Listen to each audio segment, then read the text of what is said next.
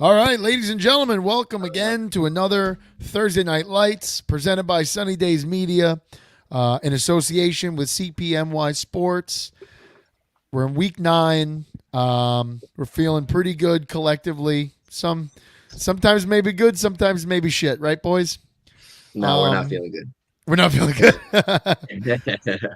All right. Since I always forget this, I'm going to have you do it right now instead of in the end. Chris, plug all your work while my mind is fresh. I apologize. I always forget.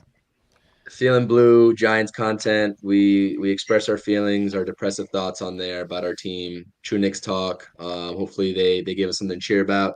See Jerry with the Hell Rangers yeah. No, jersey. they I have look it good. side by side. Yeah, they look good. Rangers side by side here as we're going live, watching against Carolina. But all that stuff on my channel. Appreciate you giving me the plug and subscribe to the channel. Support. Appreciate Where it. where can they find you on Twitter, Chris? At CPNY Sports all around. X, Twitter, Instagram, all that. Do you have a Brazzers account or no? No, unfortunately, I'm No. lacking in that Okay. category. All I'm right. not. Yeah. Okay. So we're on to Thursday night football here in Pittsburgh. Titans are traveling. Steelers are minus. What is it? Is it giving 3? How does that work? If they're -3, what is it? They're giving 3, They're right? That giving makes 3. sense. If the Steelers are Uh, -3, they're 3-point. They're they're giving 3-point 3. favorites. They're giving 3 points to the Titans. All right. So we're gonna get into that. I guess before that, there was a big trade deadline Tuesday on Halloween, which definitely could not have been helpful to anybody in a front office that has kids. But that's the NFL. The NFL is king. The NFL moves along. What do we think, boys? Was it kind of as was it anticlimactic? Was it as exciting as we believed? I don't know. I know me Facino talked a whole bunch about it. So I'm Not a whole gonna be lot. honest. Yeah. I had a fucking hell of a week at work, and I followed nothing. So I am. So we'll catch you up. We're gonna talk about. This is gonna be. Yeah, you're getting my real time reactions here, ladies and gentlemen. I have no idea what happened. We're gonna catch you up. Sorry for Chris. not doing my homework. If that makes me unprofessional. No, it's all right. We're all dickheads. Chris, let's start with the Giants here because the Giants did some selling. Leonard Williams to Seattle for a second and a fifth. What do you think? What was your initial reaction? I mean, the great value out of Leonard Williams. I told you a couple shows ago, 2 Thursdays ago, when you were inquiring about Leonard Williams potentially for the Lions. I was like, stay far away from him. I mean, I don't know what the motive is here for the Seahawks in terms of picking him up. I mean, I'm sure he's going to produce with them. Maybe this lights a fire under his ass and he starts, producing. But as easy of a job as he has playing alongside Dexter Lawrence, is he wasn't producing. So he's getting pressures. I mean, he's not producing for the $32 million a year. That's what I'm saying. That's the bottom line. So second and a fifth is actually a steal for Joe Shane and this regime. Like Vecino was saying at the top of the show before we went live, we got him for a third. So, and that was Dave Gettleman, by the way, Giants legend. So, it's a great trade, and I'm surprised that we didn't move Adoree Jackson. I thought that he was for sure going to be gone with the way that this secondary is looking. The secondary is young. They're playing with the fire. Cordell Flott, Jason Pinnock, Deontay Banks, Trey Hawkins, and you got old man Adoree Jackson who's still retained. I'm not sure why. He could have been used by at least the Lions. We're talking about that too. So, but overall, successful trade deadline for the Giants. I'm happy with the return they got for Leonard Williams. And I'm sure we'll get into the game in a second after we talk about the trade deadline. But that was actually brutal. So, I'm proud of Joe Shane. Like I said, I have trust in this regime. I have trust that they'll do the right things in the draft, in the trades. I have trust in them. And the product on the field right now and what we see in year 2 is not going to take away from that trust. So that's what I'll say up front. No, I think that's Okay. well said. You have no reason not to trust them. I think since they've gotten here, they've made some big dick moves. This being one of them, to be honest with you, because like you said, it's to hammer out not only just one but 2 picks and 2 decent picks for that type of player. That's big Yeah, time. So, nice, 100%. nice. Let's go. But yeah, back. So even like you said, the team it is what it is this year. You weren't supposed to be good last year. You got lucky. We talked about that at like Yep. many times on this show, and it happens. Whatever. And this year you're supposed to be where you were at, and I think now we're going to see them start to really build. Get the pieces starting to go for a rebuild, and the future looks bright. So that's good. Agreed. And just to be clear, when we do break down, because we're New York based, we're gonna have to bring up the Snoopy Bowl. To be fair, we do have to give Chris first crack at it. I'm sure Chris is gonna sound off. I'm sure he's got some arrows to throw. I fucking would. If I was a Giants fan, I would. All right. So a couple other moves were made. More than a couple other moves were made. So the Giants had dealt Leonard Williams. I'll touch on Adoree Jackson in a minute because that ties into a lot of my Lions stuff. But let's get into some positive stuff that happened at the deadline, right? What I liked the most, and coincidentally, part of that is on our show, what Jacksonville did. They needed a lot of teams, Jets included. Jets needed O-line help, okay? And they didn't do from my understanding, they signed some dude that was off the couch. They signed like a 36, 35-year-old. Practice squad. Jags. Jags get Ezra Cleveland from the Vikings for a 6th rounder. Facino, what's your breakdown on this? I think that Trevor Lawrence is so good that people just don't even watch him. They don't. When you watch a quarterback that makes up for their line, you really understand what it means to be a quarterback. Trevor Lawrence gets rid of the ball in 2 seconds. Trevor Lawrence gets up to the line of scrimmage, and he knows exactly where to go with the ball. The worst part about the Jags this year is their line. They're letting up pressures almost every play, and he gets rid of the ball. 44%. Yeah, so Wow. it's unbelievable that they're 6-2. If there was another, there's very few quarterbacks that could be leading the Jaguars to 6-2, and they could look like the Giants this year if they didn't have a quarterback. The Giants have played really well defensively, but the quarterback hasn't been able to evade sacks. He hasn't been able to look at the pre-snap reads and know where to go with the ball immediately, and then the protection breaks down and he gets hit. So Trevor Lawrence does it. So what we don't realize is that Cam Robinson, his starting left tackle, was out to start the year. He had a PED problem 4 games. So their left tackle was Walker Little. He gets hurt after 3 games. So now he's out. He was supposed to move into left guard when Robinson came back, but now he's not playing. So Robinson's playing left tackle. He's been okay. Center play has been weak. The center has been getting bullied, honestly. And the right guard's Brendan Scherf, who's great.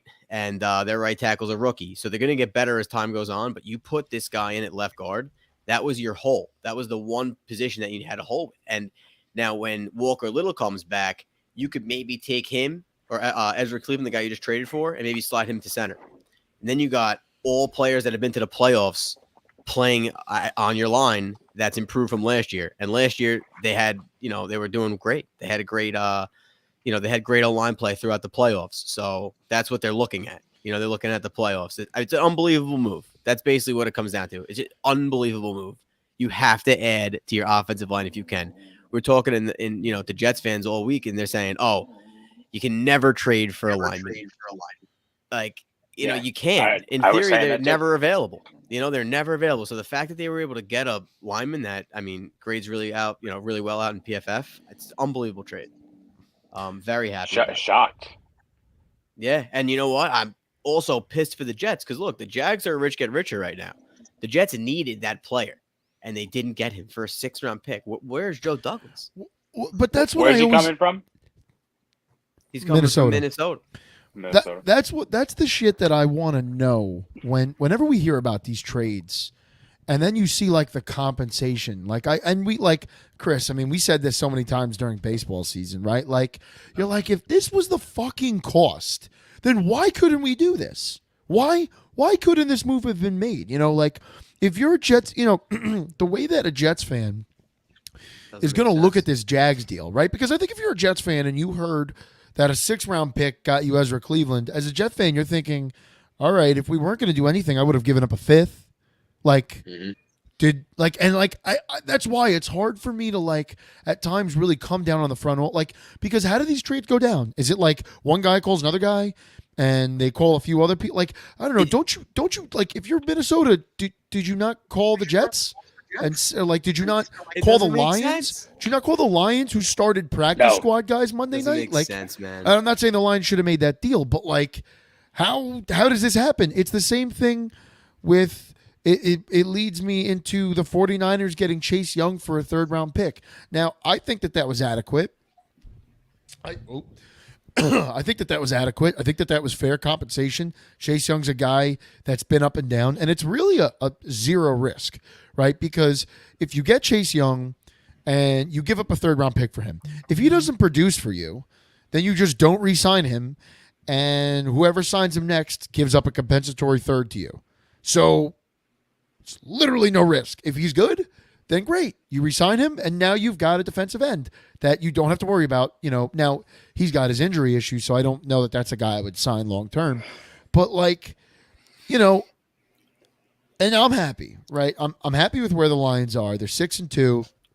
They look great. Well, they didn't look great. Yeah. They did what they were supposed to do Monday night in a half-assed kind of way. Like, they covered the spread, but part of it looked ugly. But once again, you're also playing with 2 or 3 practice squad guys on your offensive line for that night. Like, I'll accept it, right? But it's to no secret. Like, yes, did we get 6 or 7 sacks on Monday night? Sure. We also did that by blitzing in the second half. The Lions cannot, as good as their defenses looked, and you know what? At this point, whatever you do, like whatever you have to do to get to the quarterback, you do that. Right? It doesn't matter if you send 4 or you send 6 or you send 7. However, because ultimately, like that ends the play. If you get to the quarterback or you get to the ball carrier in the backfield, that ends the play. But like, ideally, a great defense needs to only send their front 4 to get to your quarterback. That's what a great pass rush does. Facino, you look like you're gonna add something. Yeah, I want to know, when you trade your pass rush away, what does that tell you about that team? You're talking about Washington. I'm talking about the 2 and what are they? 2-4, 2-5 Redskins. They're trying to blow it up. Commanders. Be politically correct. They have 3. They have 3 wins, which is insane. But I'm hearing the weirdest thing I heard all week was that the Commanders may try to trade for Bill Belichick next year, which is outrageous. But when you look at their schedule, I mean, if they lose to the Patriots, which I think they will, they go Seahawks, Giants, Cowboys, Dolphins, Jets, 49ers, Cowboys, and Rams. It's almost as if there's no way they can win more than 5 games without a pass rush. They already have the worst secondary in the NFL. Sam Howell's on pace to get sacked 80 times. So they're the worst team in football. So they could go on a tear and lose a bunch of games. So right now they have 3 wins. If they can sit at 4 by the end of the season, just be 4-13, I think they could be in a good position to get a guy like Drake May or Caleb Williams. I think that's the route they're going to go down. It just seems like it's inevitable. I agree. I think they're trying to blow it up here. I think we saw with the ownership change, and I feel like the ownership change and like the new regime and all that stuff kind of came in a little too late for them to make a splash and kind of hit the reset button and get things going to where they needed to go to like have it be able to call it their own. We saw it with I forgot his name last week too, but the guy who's been there for a couple of years, I'd said it's like 7 years that I've been a loser, all 7 or whatever it was. That quote, I forgot who said Jonathan Allen. Jonathan Allen. Yep. We see it with Ron Rivera as well. Whereas the new front office has no claim to the Snyder Commanders. They kind of really don't want to touch them with a 10-foot pole here. So I think getting rid of Sweat and getting rid of what's his name, the other defensive tackle, Chase Young. I'm sorry, my brain is mush. It allows them the chance to kind of just really hit the reset button, like you're saying. Clean slate. They're gonna get a decent spot in the draft here if they tank through these last couple of games here, which I honestly think they will, because that slate you read, sorry, Chris, minus the Giants, isn't gonna be a cakewalk at all. And I like to think the Jets are in that conversation too. I like to sit here and think the Jets are going to beat the shit out of them. So if they walk out of there with a top 5 pick, they can hit the reset button, have a good draft, and then start building up to what they want to have. Trading away Sweat was a no-brainer to me. Like, and don't get me wrong, Montez Sweat is better than whatever the Lions have at D tackle. Like, well, I don't even know if he's better than Aleem McNeil, but Like they're two different guys. And Lee McNeil's a run stuffer, Montez Sweat's a pass rusher. But like, man, like if you're the fucking Bears, what were you thinking? Giving That's up what a I was second. saying. Where are they going with You're that? telling me you have that little faith in your That's front a waste. office that you can't find a Montez Sweat, what he's done in the NFL, you can't find that in the second round? Like if you and like you're picking high. What like if you're the Bears here, your They're second picking round high pick. twice. They're not just picking high. They're picking high twice. No. But your second round pick is also going to be high. So like your second round pick is going to be an extension of the first round to a degree, right? There's always those guys that kind of meander back into the second round that everybody projected to be first rounders, right? So like if you're the Bears, you just traded for a guy you could probably get anyway, but now you have to pay him like 10 times what you're going to pay him a year from now, and you're not competing for anything right now. So like that was ridiculous. Going back to the Chase Young thing, that was frustrated from a Lions standpoint. And we had heard like, so Brad Holmes came out, the general manager, basically came out, did a press conference at 3:00, and the deadline was an hour from them. The deadline was at 4. And after they had traded for Peoples-Jones, and I'll touch on him in a second, he basically said like, this is it. There's not much time left. This is going to be our move. And they without saying it, they basically said Chase Young wasn't a fit here, right? That's what we heard. Not what we heard. That's what he basically said. He said that names are just names, and sometimes that's all they are, and things don't always work out that way. It's not Madden. And you know what, man? Like, I get it. This isn't Madden. I totally get it. And everything I've heard about Chase Young is like people are questioning his work ethic. People are questioning his commitment to football and all those things. And I can't speak on any of that. Like, I'm not in the locker room with him. I'm not around him. So for me to talk about that, and I'm not even a fan of Washington, like that's asinine. That's crazy because I don't know anything about that. But like what I do know is that the Lions have a good culture, right? They have a good foundation. They have a good group of young players that want to be Detroit Lions. Tracy Walker came back on a 3-year deal and took less money to stay in Detroit. Like that tells you, and he's a bench player, basically. I mean, the only reason he's starting now is because Gardner Johnson tore his pec. Like, there is a good foundation. If you believe in your foundation and you believe in what you've established, bringing in one uber talented guy that might have work ethic problems should not affect your team. If anything, it should do one of two things. He will either assimilate into your culture and say like, oh, wow, this is how you win games. Like, this is what winning feels like. This is what a good organization feels like. Like, they're asking me questions I was never asked in Washington. They're feeding me things I wasn't fed there. Like, I'm getting information I wasn't given there. All those types of things. Either that's going to happen or he's going to be a headache. You make him inactive the rest of the year, you don't re-sign him, and you get that 3rd-round pick right back. So for me, that's what was frustrating. I like Donovan Peoples-Jones. He produced well last year. He's a Detroit kid. It's great to get depth in the wide receiver room. Every team could use depth. And we gave up a 6th-round pick next year for him. Not in 2024, but in 2025. So it was a no fucking brainer. I'm all about that. That was great. Guy that can play special teams. Yeah, awesome. But the glaring need here was corner, which we talked about at Dory Jackson, and which I can't come down on them for because Dory Jackson wasn't traded, right? That kid Johnson from the Bears wasn't traded. So you know what? Maybe the Giants' price on Jackson was too high. Maybe the Bears' price on Johnson was too high. I don't know. But what I do know is that the price for Chase Young was a 3rd-round pick.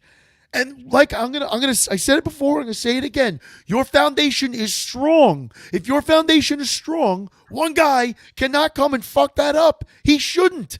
You shouldn't allow that as an organization. And to me, you should have taken that chance. Because right now, the only guy on that D line that anyone is scared of is Aiden Hutchinson. And if you could run the ball to the other side, and you could double and triple cover Aiden, what are you going to give up? A sack a game? Like, if you get the Lions to blitz, their secondary's already depleted. A good quarterback on Monday Night Football would have picked the Lions apart a little bit. You know what, man? Like, that locker room shit's bullshit. You know why? Because I don't think it's total bullshit. First of all, he's been hurt the entire time. Yes. So when you're hurt, you're away from the team. You hear that over and over again. I'm hurt. I'm rehabbing. I'm away from the team. Dude's had major surgery every year, basically. So he's not with the team. And guess what? They're losing every game. So how is anybody? And it's a shit You organization. can say that shit about everybody. When the locker room is, everybody's losing, locker room culture bad. When everyone's winning, locker room culture good. It's like good quarterback, good culture. Maybe just winning. No, I wouldn't means say good. that. I wouldn't say I that don't know. It because just seems as if- there's been winning teams that or teams that won games but had a terrible culture. How about this? You ever throw a 100%. party? Everybody's having a good time. Everybody has a good time. Everybody's smiling. They're talking about the good times. You ever have a party and it just sucks, and then somebody fights another guy? He's punch him in the face. Yeah, but fights That's how I happen. feel like. Fights happen at good parties too. Yeah, but I mean- nobody cares about him because the party was so great. When the party Yeah, sucks, like I you remember think that it's- fight? I don't like that guy's house. It sucks. You know, that place is suspect. I That's just- think it brings me back. It brings me back to honestly. You know what? You want to hear bad culture? I'll give you two bad cultures that affect both of us. The 2011 Detroit Lions, terrible culture, but they won 10 games. They made the playoffs. And you know what else was a horrible culture? The 2017 Jacksonville Jaguars. Awful culture.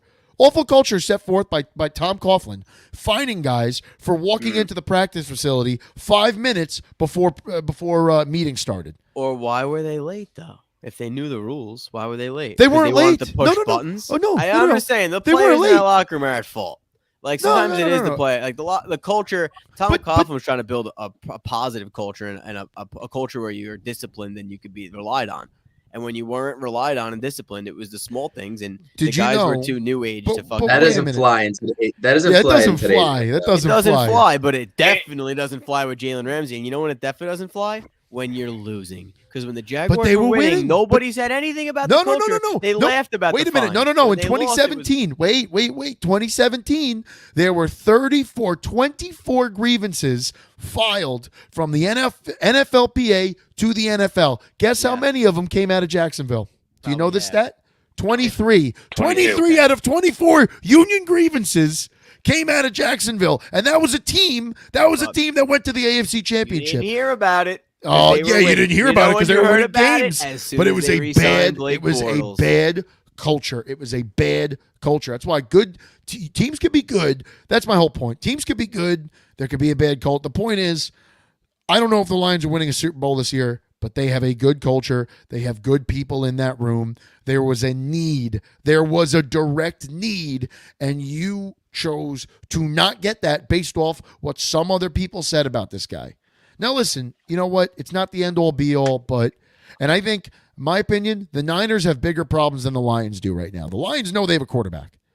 The Niners, the past 3 games, Don't you dare. Don't- Don't you dare. Don't you dare. they don't know. Don't I mean, you dare. you cannot sit here and tell me you're 100% confident in Brock Purdy right now. You can't. You can't. 100's Let's- a lot. 100's a lot, but I'll give you 80. Then 75. You're I'll give confident you in that guy 75. driving down the Yeah, field? I'm not. I am. I'm not. I am. We're I'll gonna tell see you what why I happens am. in 2 weeks. They're on a bye, so it's gonna I give think him it to comes clear his down head. to what we were just talking about with the culture and everything they have going for them. Obviously, and you can make this argument all you want. It's Brady, Belichick, it's whatever, the coaching tree. With the fucking the 49ers have the best coach in football right now, hands down. And he's going to make Brock Purdy. And Brock Purdy Better might than not be- Andy if Brock Reid? Purdy- If Brock Purdy, yes. If Brock Purdy, you know what? No, not functionality wise, no. X's and O's wise, yes. But if Okay. you throw Brock Purdy into a situation in, I don't know, let's say fucking Washington for the sake of argument here, because we've been talking about them. You put him in Washington, you're going to get what you are all saying. But because of where he is, he's going to be a product of his environment. And yes, the past couple of weeks have not been exactly, the greatest. But at the same time, there's a shit ton of injuries down there. And yeah, you can only expect this guy to do so much. He is still inexperienced, and he was Mr. Irrelevant. Obviously, he's not a fucking Hall of Famer, but he's not a bad quarterback for what he is. And I think that if they're able to stay healthy with the team around him, he can do some big things. And I know that's the argument here, but still, I like Brock Purdy under center. I think he could do a good job. Chris, you look like you got something on this. No, I actually don't. You just enjoying the banter? I'm just enjoying the banter here with this Brock Purdy. I personally don't believe in Brock Purdy, but I do agree with Jerry in terms of he could probably go out there and in a good year win him a Super Bowl just because he is going to get coached up and he's going to be succeeding. He's going to be a product of his environment, just like Jerry said, word for word. So I think he can win a Super Bowl. But like you said, you put him in a situation like the Giants. If Danny Dimes can go to San Fran and win you a Super Bowl, I firmly Easily. believe that. If Easily. Brock Purdy can do it, Danny Dimes can go over there and do it. I know Facino might not agree with that, but I firmly do believe that. And if Brock Purdy goes over to Washington or the Giants, like we're having the same conversations we are about Sam Howell and Danny Jones. So I think if Brock Purdy's in a Giants uniform, we're having the same conversation. I agree, but understand what a silver platter San Francisco is for you. Like seriously, understand the talent. Does. The talent that's there is unreal. It's filthy, right? We don't have to name all the names. Like you know who's there because they're in prime time every fucking week. Coaching Rightfully is so. Coaching is coaching. Facino, I think this is something that's going to stick with you here. Coaching is this is probably the sport that coaching is most important, no doubt about it. But like ultimately, you could coach a guy up as much as you want. Where I'm going to learn about like who you are is when there's a minute 15 left, you got 2 timeouts, you have to drive down the field, and that's what's made me turn a little bit on Brock. A little bit, right? Because beginning of the season, I said I didn't believe in him. Facino called me a fucking doozy bots, and Brock Purdy looked great, right? And I said, I eat my words. I'm an asshole. Here's my dunce cap. I'm a jerk off. Now, past 3 weeks, I think specifically in the Browns game, they needed him to drive down the field late in the game, and he couldn't do it, right? When he was in Cleveland, he couldn't do it.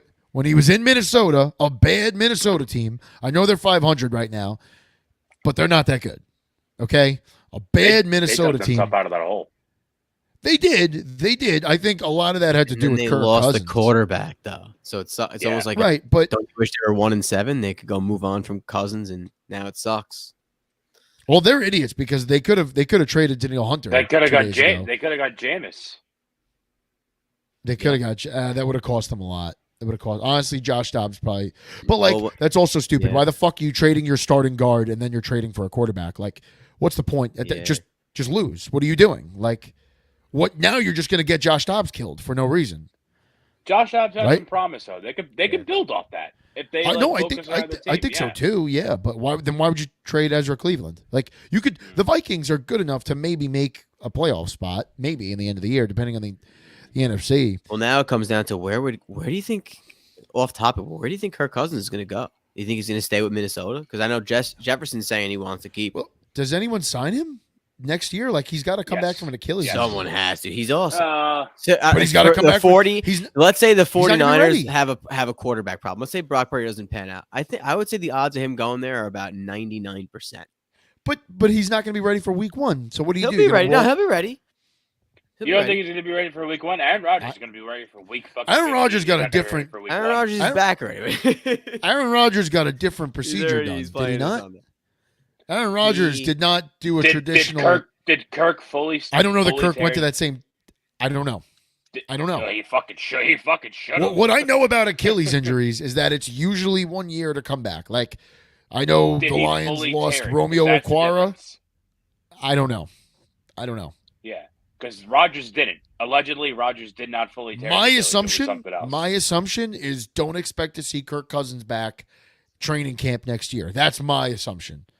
I think maybe that's, that's- fair. I think Yeah. I think training camp is fair. I think week 1's a stretch.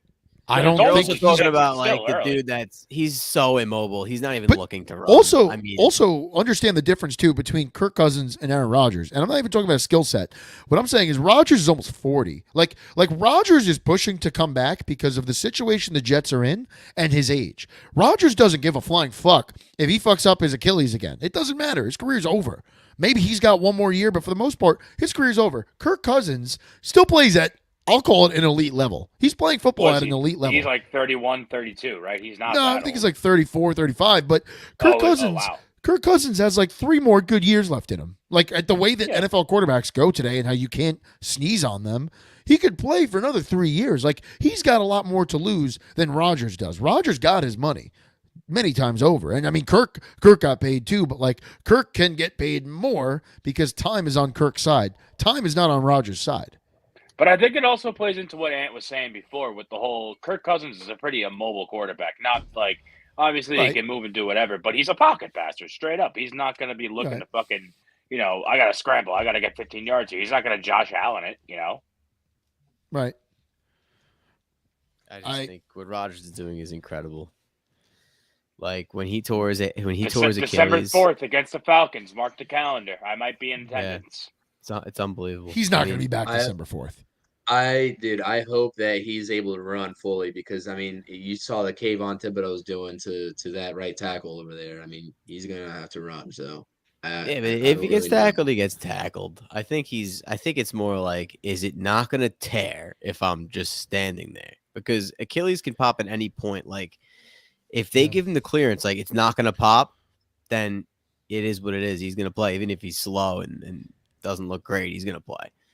I And, think you know, it You're turned talking into- about a month from now. Like, I would anticipate if you're telling me like January 7th, whenever week 18 is, if you're telling me that's when we see him, maybe. I think we But see him December- against the Commanders. I think it's perfect. They just traded all their edge What- rushers. what bring day him is back on that? Christmas Eve. Christmas Eve.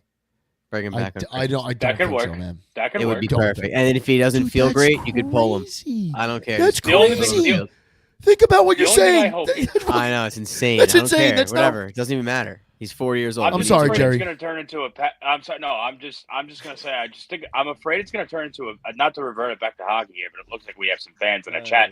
I just hope it doesn't turn into a Patrick Kane on the Rangers situation where like he rushed back because Patrick Kane had a fucked up hip all year last year. He comes to the Rangers, we expect greatness, and we got fucking bullshit. And I was in his camp the whole time, but for him to rush back, I almost feel like it's beneficial for the team to like kind of say I'm in the camp of let Zach do his thing, and Rodgers coming back late in the season is only going to hurt us more than it's going to help us because it's going to be a whole new thing.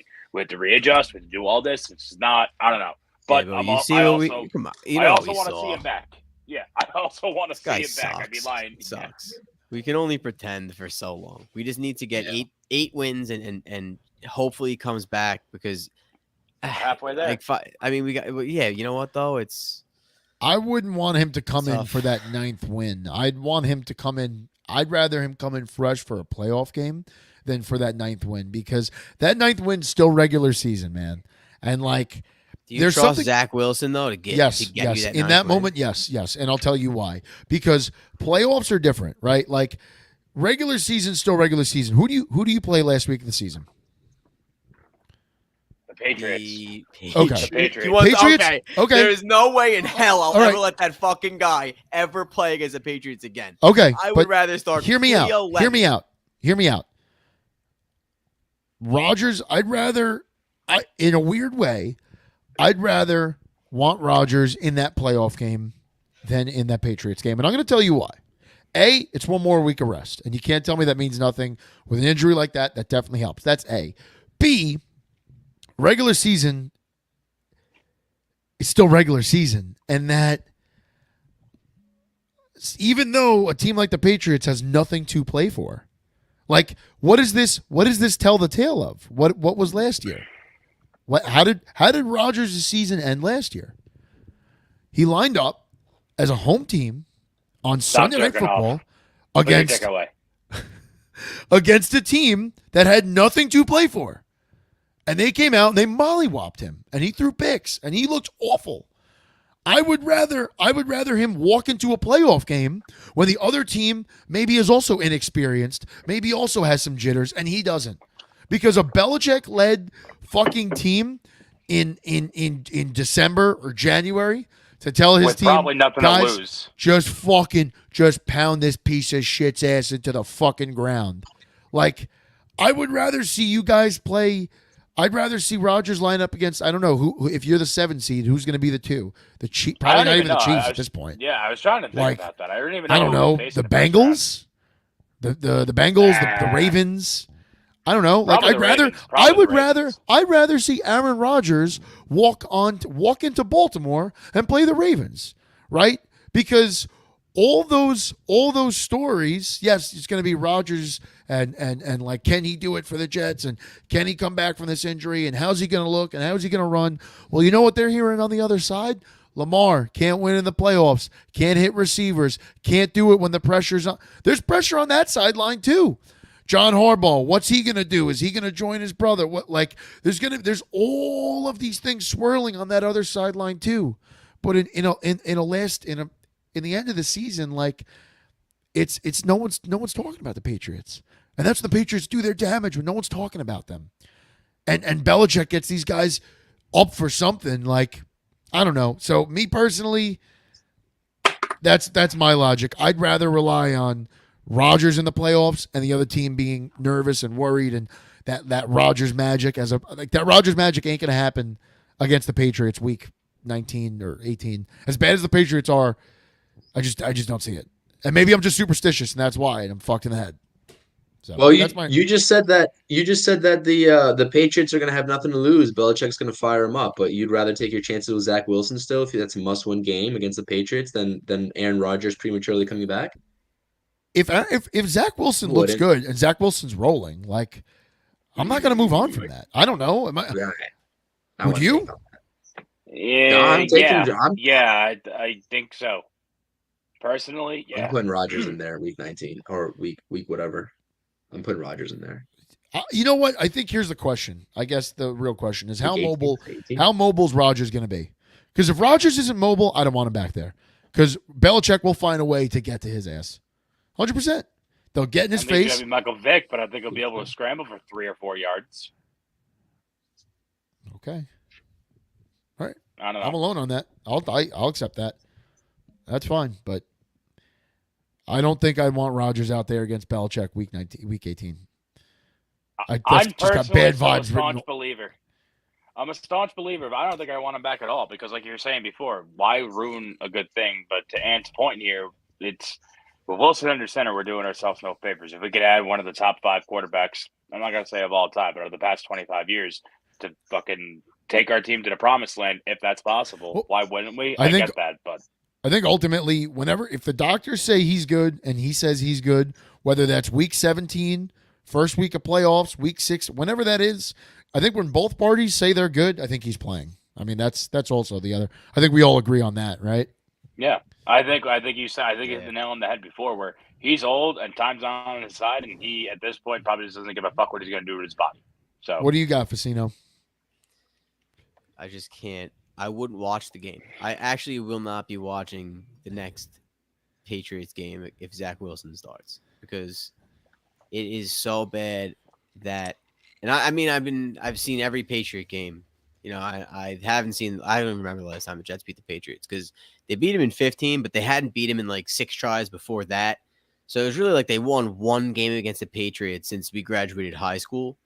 And that's about a decade ago. So when you really put it into perspective, if we had the ability to potentially start Aaron Rodgers week 18 to make it to the playoffs or to even not make it to the playoffs, like I do not want to see Zach Wilson ever play Bill Belichick again. Guy makes him look like an idiot. We have no chance. Like I don't think we don't score points when we play the Patriots. We really don't. The guy's thrown 7 picks in 5 games. He's only thrown 2 touchdowns. He threw 51 yards one game, 77 in another game, 157 in another game. So the guy can't even complete a pass against the Patriots. And that's the team we have to beat. We have to beat the Patriots. Nobody else really matters at the end of the day. I hate the Patriots so much that the team could go, you know, if we go 2-13, I'll be like, did we beat the Patriots twice at least? You know, it really bothers me that we can't beat the Patriots, man. I mean, it's, you know, you're talking about, how old are we? 27, 28 years old? The first game I really remember is Tom Brady against the Rams in the Super Bowl. And from that point, the guy won every single division, every single year. You know, the Jets couldn't win the division for 2 decades. You know, I'm a season ticket holder. People buy season tickets because they want to, you know, dibs on the playoff games. That's the reason people buy season tickets. Like, yeah, I go to every game, but like, I really want to be able to go to a home playoff game. And the Patriots have robbed us of that for so many years that now we can't even fucking beat them. Like, it's really, really like it's devastating.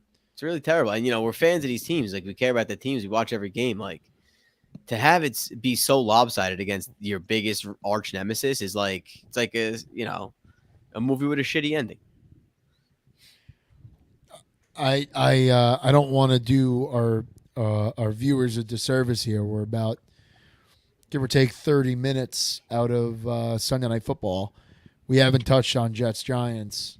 Chris, I said I was going to give you the floor first. What do we got, Chris? I just think it comes down to coaching, man. Brian Dable, man. Brian Dable. There's so many things this year that Brian Dable could have just done to mimic last season in terms of the aggression, and we haven't seen it this year. He's been playing games safe, and when you play games safe, especially when you're not really a great team on paper, right? Coming into the season, I thought the Giants were a good team on paper. Solid. Not great. You can't play games safe. And, we called him Big Ball Dable for a reason last year. We hadn't seen it this year. You got one early in the game. Didn't really matter early in the game. 4th and 1. Don't go for it. Okay, whatever. Understand. Punt the ball. You got another opportunity, and I'm just going to fast forward all the way to this 4th and 1 when they elect to go for the field goal late in the game when Graham Gano misses it. Why the hell to 4th and 1? Run the ball. You've been running it 35 times with Saquon Barkley. Everyone knows a run's coming. Jets know the run's coming. The Jets players' mothers know a run's coming. They've been doing it all game since Danny DeVito, whatever, Tommy DeVito, whatever DeVito's first name is. I'm going to call him Danny DeVito from now on. Since he entered the ball game, they let him throw like 2 or 3 times. And that's another issue within itself. You had this guy on your squad for the last couple of weeks when Tyrod Taylor took over the starting job and Danny Dimes got put on the IR. I'm not sure I think he officially got put on the IR for 4 weeks. So you have him on your squad for 4 weeks, 3-4 weeks already, and he doesn't know any play calls. He can't throw the ball. You just got to run the ball every time. Makes no sense. Fast forward, 4th and 1. You don't go for it. That game played out exactly as soon as I saw them lining up for the field goal. That game played out exactly how I knew it was going to play out. I was watching on my phone because I had to go get someone a ride at that point, but absolutely asinine. That is actually disgraceful. That is disgraceful coaching. Well, Chris, do you think the difference in the coaching this year is that, like last year, do you feel like he's playing with house money, and this year now he's like playing with the money that came out of his paycheck? You know what I mean? Like last year, going forward against the Titans week 1, somebody in my basement that night was like, holy shit, that takes balls. And all I thought was like, no, it doesn't. You guys have no expectations this year. So if he doesn't go for it and you guys lose, it doesn't matter. You guys were like 6-point underdogs. Doesn't matter. I'm not saying it doesn't matter, but like, you know what I mean? Like he looked like he had big balls, but does part of you think like he was doing that because the pressure wasn't on? So if he was wrong, he came into this Jets game with a 2-5 squad. He's playing with house money already. In week 8, I don't. But now there's pressure. You know what I mean? Now people are questioning him. Nobody was questioning him last year. Now people are questioning him. I think he's safe though, regardless of question. I think. Yeah, he's not going anywhere. Yeah. He's not going anywhere. But what I'm saying is that, all things aside, injuries aside, that game within itself, I would have been happy with a 10-7 victory. It would have been ugly. It would have been like one of the ugliest wins of the year of past decade, probably, for the Giants. But I would have been happy with a 10-7 victory, and that's what it should have been. To have that happen to you, with Zach Wilson driving down your throats 58 yards to go get that spike. They had no timeouts left, if I'm not mistaken, right? In that last drive, they had no timeouts left. The Jets did, right, Jerry? Yeah, the Jets. They had no timeouts left. I want to say they might have had one. They had none because they had 2 plays. No, they had none. They had Thibodeau went off sides. So Thibodeau went off sides to stop the clock at midfield. That was also bogus, but I won't get into that. I don't know how you allow a center to set his own ball like that. That to me was the most egregious. Like they never should have had another in the right spot. If he sets it isn't that the rule? Isn't that the rule? The official's got to set it. All he had to do is touch it. He tapped it. A team lost. Yeah, a team has recently lost. I forgot what it was, but somebody recently lost based on that, where they waited for the official. and the clock ran out on them. It did. Yeah, it was a perfect shitstorm game for this to happen in a very Giants fashion. It was a culmination of. I think if Tyrod Taylor, stays in that ball game, doesn't get hurt, I Doesn't think get we win that hurt. game. I mean, 1,000% win that game. I And think so, to be yes. honest, Jerry, I don't understand from the Jets' perspective how they let Saquon Barkley do what he did. The fact that the Giants even went down and scored a touchdown after Tyrod Taylor exited the game is absolutely a miracle within itself. I got no idea how they did that. Like I said, everybody knew the Giants were going to run, so I just don't understand. It was good to see the Italian stallion DeVito get a nice little keeper for a touchdown, but like, come on, this is like it was Zach Wilson. This is what makes me question Zach Wilson. It's like, what have you been doing the whole game? You're going up against an undrafted rookie in DeVito, who is not throwing the ball. So there's only so many ways the Giants can get the ball downfield. And you're not making the most of your opportunities. Listen, like I said, I had no expectations going into the game. Dable was playing with house money. I was confident that we could probably compete with the Jets, but I know that defense is solid, elite defense. And to lose in that fashion leaves one of the worst tastes in my mouth in a long time, man. Like, out of all the Giants losses I've seen, that's probably up there. So, I just don't understand it. And that's just the 2023 Giants for you, man. It's just the way the season's gone. It's the way the season will continue to happen to go. I don't know. I just don't want to say. Coaching, players, injuries, the culmination of a shitstorm that the Giants have walked themselves into. It's all of the above. So that's my take on it. But, man, Brian Dable, I would have questioned him less if he actually just went for it in 4th and 1. I know a lot of people in the media, they would have questioned it if he didn't get it and he went for it, didn't get it. I understand that. But as a fan, objectively, you got to go for in that scenario. So that's what I got. And I think, honestly, 8 times out of 10, you're going to get that first down. There's a solid chance we stop you, but like you were saying before, where we were kind of letting Saquon run all over us and get down there to score the go-ahead touchdown, like, the Jets defense kind of comes in waves here, and I love them, and I think they're one of the most dominant defenses in the league. But they come in waves, and they show up sometimes, and other times they don't. And we saw that where they didn't show up. Sometimes they show up big, like in that Patriots game where we were getting back-to-back stops where we needed them. Other times they don't show up, and like in this Giants game where we kind of took our foot off the gas. And that's the best way to say it. That being said, though, as shitty as that game was, that was the most I've never felt so alive. That's the best way I can say it. I was exhilarating just watching them miss field goal. They'd be like, "All right, we got to get downfield. We can do this." Fucking, I forgot how. I think it was like 24 seconds or whatever it was. It was like, we can do this. We got this. We fucking get down the field, and I don't know. It was something. My girlfriend was trying to take a nap during the game, and I was going fucking bananas. And she's like, "You woke me up." I'm like, "Well, this just happened." She's like, "Who cares? They suck." And I'm like, "No, shut up." And it was a whole thing. We got into a fight, but that's either here or there. Well, I'm glad one of us could feel that way because I certainly don't. I am over the loss, though. I'll say I am over the loss. I'm over the season. I'm in tank mode. I don't want to see my Giants. I don't. I rarely like to see them lose games, but at this point in the season, this juncture, with what we got right now, I mean, but listen, let's play devil's advocate here. I was telling Facina at the top before we went live, like the Giants' schedule moving forward, they play a lot of teams that are directly in front of them for that 7th spot in the wild card. I know that's not what the goal is, and I know that we'd probably hurt in the end in terms of not being able to be in position in the draft to draft a successor for DJ and Drake May. But I mean, if the stage the stage is set for Daniel Jones.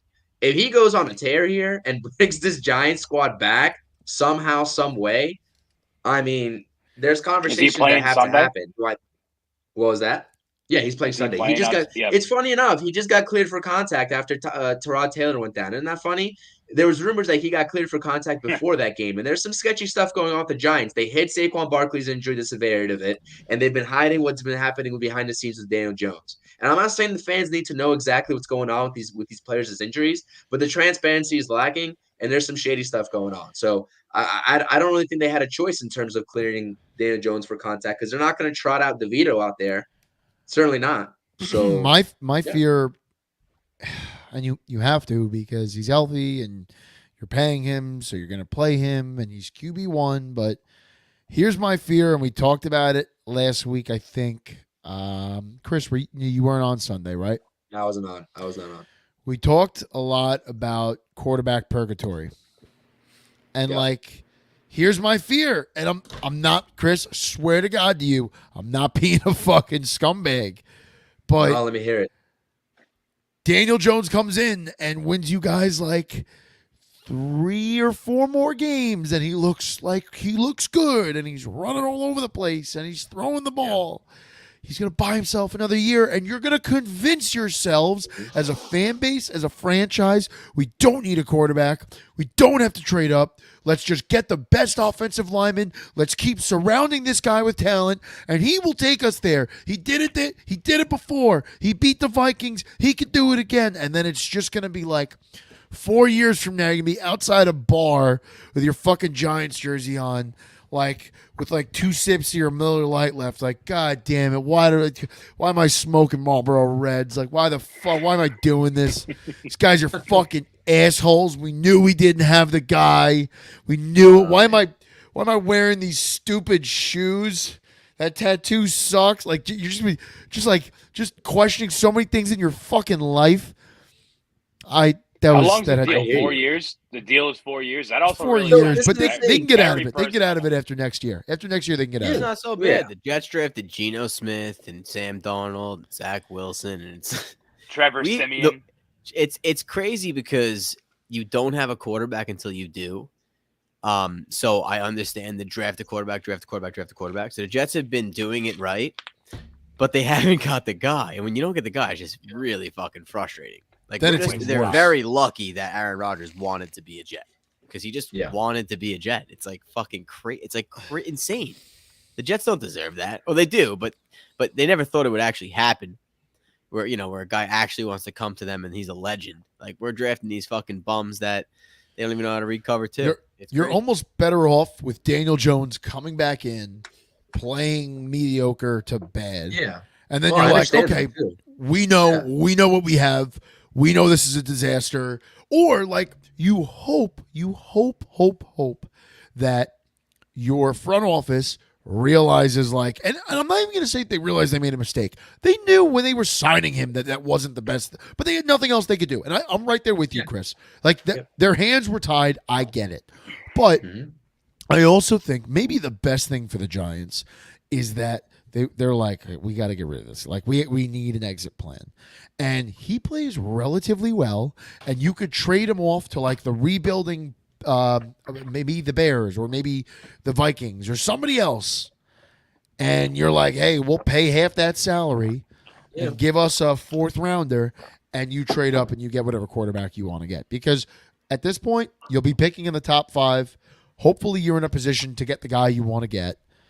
The Bears We got own 2 second rounders as well now. So the 2 Bears. second The rounders. Bears own their pick and the Panthers pick, and you could assume that's going to be some variance of 1 and 3, 1 and 4, 1. So like, Yeah. there's ways to, and the Bears only need 1 quarterback. So if the Bears get Caleb, which maybe it's a hot take, I don't think he's going to be good. Like I think Caleb's going to be a disaster. I'm sorry. I think he's off to a. I don't like what I've seen this year, and like a lot of that team is not that good. But like all of these reports, like he should have refuted every one of these, and he hasn't, which means he probably believes it, and that's a bad thing. But that's a good off-season discussion. Like we'll continue the show into the off-season when we talk draft. Let's get into a little Thursday Night Football because we haven't touched on it once, and they start in like 5 minutes. What happened? Would you shit yourself? What? No, I got a Charlie horse. We're good. Keep going. Play tough. Tough battles All make right. hard There you men. Hard battles make tough men. What do they say about hard dicks? All right, game starts at 8:15. It's on Amazon Prime. They're in Pittsburgh. Pittsburgh's favored by 3. Forget who's winning. Who are we betting on today? Or actually, fuck Hammer- it. Who's winning? We're hammering the titties. Titans? Yeah. I don't know. My Is Kenny my Pickett handicap playing? Chat has been calling them the tits. Pickett's playing. Yeah, I he's think, playing. What? unfortunately, that the Titans may have found a quarterback, and I think Yeah, it's looks good. a really short week, so you can't really prepare for a guy you've never seen. So I don't know how they can prepare for him. So it's just going to be if he's good. So are we then- throwing a unit? Are we throwing a unit on Tennessee? The only thing that scares me is that +3 has been. I'm sorry. Yeah, +3 has been losing all season. It's usually a lock, but +3, in my opinion, has been losing An most of the over season. under So, of 36.5. So like 37 points. So what does that mean? Like what's that a score of? Like 19-17? Yeah. Is I that bet the under in the Jets Giants game that hit really nicely. that's nice. Yeah. we talked Um, about that. What was it? Like fucking 34.5. We were like, Jesus Christ. That was a Yeah. tough. So what's our bet tonight? yeah. What do we like? We like You know Titans. what? Does everybody? Is I there any- like- Does anybody like Titans in the Steelers? under. Chris, do you like Steelers? No, I don't like the Steelers. I like DeAndre Hopkins for a tutty. I think Will Levis found the guy, and I think DeAndre Hopkins is got a nice connection. So I think anytime Player- touchdown, I'm going The DeAndre player Hopkins. prop king. Yeah. A lot of people are But saying you're here. Deontay Johnson's due. Lot He of got talk 85 about that yards. tonight. Yeah. Yeah. First A lot time of I talk saw about that Deontay tonight. Johnson, 70+ yards in the scorebook last week. So what's the deal with Trubisky? Why was he in the game? What happened with Kenny Pickett? I wasn't in tune with what was happening there. I saw that, but I didn't know why. I didn't. Yeah, I it's actually it it went so bad for the Steelers on Sunday, man. Oh my god. They got outplayed the entire game. Yeah. Kenny Pickett got hurt on a free play. They make it up. No. It was a free play. And Oh, like an offsides. it was an offsides, and he got hurt. And it's like, are you kidding me? But it was a classic Steelers. Then the Jaguars were waving around the terrible towels after a turnover. It was Oh. terrible, man. They stole them out of the stands. They disrespected Pittsburgh. And you know what? There's only two teams that have a winning record against the Steelers at that stadium. And it's the Patriots and the Jaguars. And the team that has the highest winning percentage against the Steelers is the Jaguars. So maybe they own Heinz Field. Maybe. Does this they game own go Heinz Field. over 36.5 or under? I think it goes over because I think Will Levis could kind of open it up a little bit. I mean, nobody knows who he is. He's either going to suck or he's going to be good. We'll see. For them to go I'm over, in on though, Tennessee too, though. that They means go we over need 30. someone to score over 20 points. Like I guess Tennessee, but like Yeah. Pittsburgh. Then what? Pittsburgh. We need like what out of Pittsburgh? 13. Like 20-13. That gives you 33. Like I don't know. I don't It's like the going over. under. I just bet Tennessee money line. That's my bet. Totally uneducated. Facino got me fucking excited. Chris got I'm me rooting excited. for Buy it up to Pittsburgh. 40. Spot. If you buy it up to 42.5, if you take the Tennessee Titans money line under 42.5, it gives you +218. On what There book? you go. Double on FanDuel. Basically, Vegas is saying Tomlin always goes 500, so this is one of those games he'll win. Basically, I -3. can see that actually. The Yeah. +3 scares me, man. Yeah, those 3 points. Those 3 points But have been winning all year. I Vrabel's think it like- could be an ugly game. Vrabel's a Tomlin type coach too. Dude, I don't know if my wife is watching Christmas movies or she's talking to the dog, but I keep hearing shit upstairs. And I'm watching the cameras and it's just my dog running back and forth. So I don't know what the fuck's going on upstairs. But that has anything to do with Thursday Night Football. Tis the season. Tis the season. Listen, Tis- Look, this is what I found here. This is interesting. Yo, Will we Levis, should obviously, he was do- playing the Falcons. oh, okay. Sorry. Playing the Chris. Falcons last week, right? 4 touchdowns. Yeah. He's at over 1.5 passing touchdowns for +215. That's kind of a lot. So I don't know what's going on there. I'll monitor that. I'm not confident in. You know what? That 215 for over 1.5 passing touchdowns for Will Levis is looking kind of good. We should do a Secret Santa. That just hit me now. Yeah? Okay. We should No? Yeah. straight Amazon. Sure. Yeah. Yeah, Amazon and shit. Yeah. You got me thinking about Amazon Prime, oh my chair fell. You got me thinking about Christmas. Also, Chris. on that, while we're here, quick side note, even though we're still on the air, this might be more administrative. I'm in for an in-person 2 Sundays from now. This 18th, 19th. And in person? So, yeah. So I don't know how you guys want. I mean, for the That- for the Long that could Island be- guys. That could be done, man. The only problem is so I have a mix. You know what? Let's talk about that off the air. I don't want to take off. Do we have anything else on tonight? I don't want to. I was gonna say this whole conversation is our feelings about the game, and it's that we're not excited for it. Yeah, so- we're not. Yeah, because Yeah, There it's gonna be a hasn't been a shitty good It's gonna be a Thursday shit night game. game fucking all season long, dude. I Just guess make maybe me the, some money. the opening game, Chiefs Lions, but other than Chiefs Lions, the opening Yeah. week, Thursday night has been a dud all season long. Yeah. Lions Packers was a good game. That was a pretty good game. Packers almost came back. They made it interesting. The overhit, like that was Yeah. good. It was good football. I'll, All right. I'll give my two on air. Yes. On air, two prop bets. DeAndre Hopkins touchdown, and I'm gonna go all in on the Titans. Will Levis over 1.5 passing touchdowns. There you go. Ooh. Those are my two prop bets. Chris is he's the player prop king. Let's see if it comes to fruition. Make some money. Plus 215 on Will Levis. All right. We will see all of you Sunday, either 10, 11 a.m. We're still trying to figure that out, but keep the notifications on YouTube on both Chris's channel, CPMY Sports, and Sunny Days Media 516. You keep your notifications on. It will tell you when we're going live, when we're recording, and if you follow us on Twitter at CPMY Sports, at Sunny Days Detroit, at Sunny Days Jerry, at Ant Fest, it'll tell you, when we're going live, when we're doing our stuff. So, guys, thank you so much for tuning in. Thanks so much for watching after the fact, if you did, and we'll see you on Sunday.